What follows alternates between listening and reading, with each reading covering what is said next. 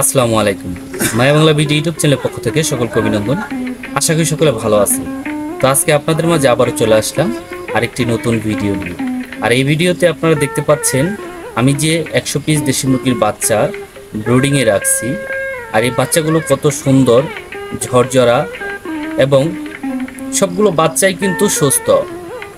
আর আপনারা আপনাদের খামারে বা আপনাদের বাড়িতে কিভাবে এই বাচ্চাগুলোকে আপনারা সুস্থ রাখবেন, এই বিষয়ে আপনাদের মাঝে আজকে 3টি কথা শেয়ার করব।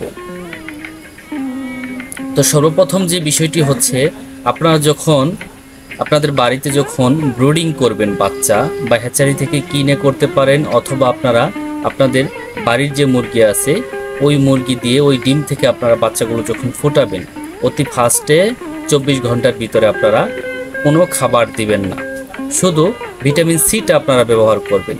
এবং 2 নাম্বার যে বিষয়টি হচ্ছে, আপনারা যখন ব্রুডিংটা করবেন আপনাদের খেয়াল রাখতে হবে বাচ্চাগুলো সঠিকভাবে তাপ পাচ্ছে কিনা, তাপটা একুরেট পাচ্ছে কিনা, কম হচ্ছে কিনা বেশি হচ্ছে, এই বিষয়ে আমার চ্যানেলে অনেক ভিডিও দেওয়া আছে।